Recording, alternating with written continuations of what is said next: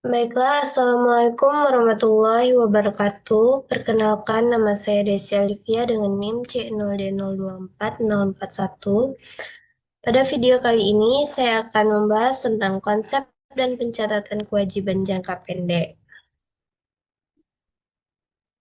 Yang pertama, kita masuk ke PPh pasal 21 atas gaji karyawan, di mana dasar pemotongan dan tarif PPh pasal 21 ini dikenakan atas penghasilan berupa gaji, upah dan tunjangan sehubungan dengan pekerjaan oleh wajib pajak orang pribadi dalam negeri. Perusahaan bertindak sebagai pemotong menggunakan tarif progresif pasal 17 Undang-Undang Pajak Penghasilan setelah memperhitungkan penghasilan tidak kena pajak atau PTKP dan biaya jabatan maksimal 500.000 per bulan.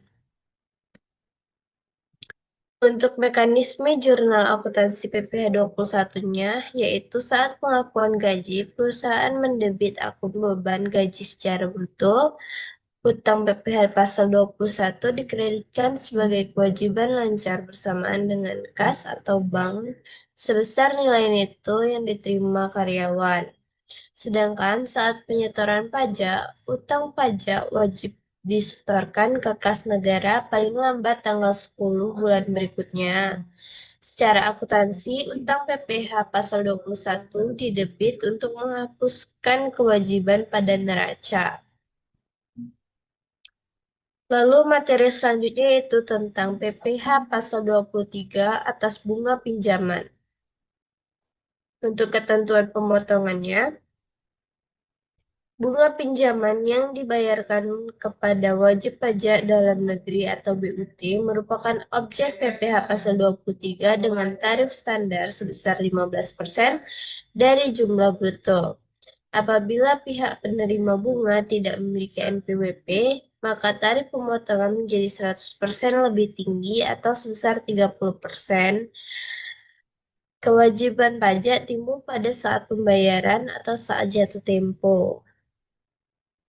Untuk akuntansi PPh pasal 23 atas sewa yaitu saat sewa harta bergerak, penghasilan sewa atas penggunaan harta seperti kendaraan, SIN, peralatan, dikenakan tarif 2% dari jumlah bruto, tidak termasuk PPN.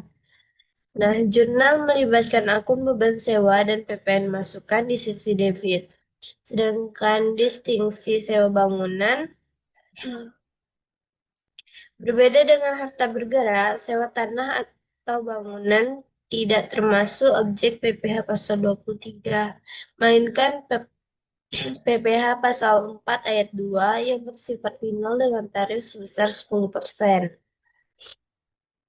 Nah, materi selanjutnya itu mengenai PPh pasal 26 subjek pajak luar negeri. Tarif umum dan tax treaty, penghasilan yang bersumber dari Indonesia untuk wajib pajak luar negeri dikenakan PPh pasal 26 sebesar 20% dan bersifat final dari jumlah bruto.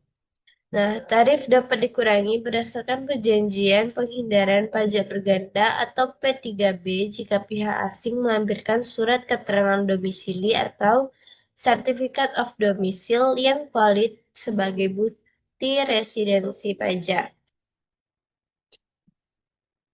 Untuk utang pajak atas wesel bayar, komponen transaksinya yaitu pokok wesel dengan dasar perhitungan nilai nominal instrumen dan perlakuan akuntansinya dicatat sebagai utang wesel.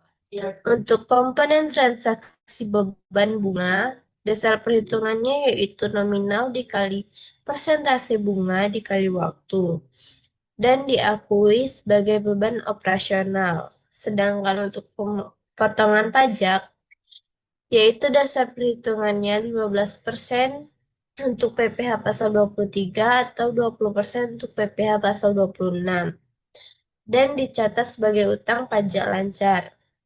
Bunga wesel merupakan janji tertulis yang kewajiban pajaknya melekat pada saat bunga tersebut diakui atau dibayarkan kepada kreditur.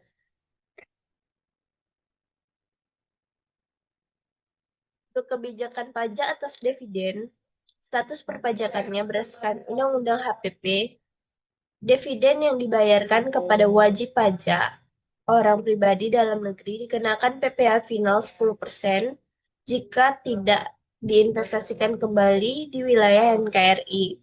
Bagi wajib pajak badan, dividen dikecualikan dari objek pajak dengan syarat kepemilikan saham minimal 25% dan berasal dari cadangan laba ditahan atau retained earnings.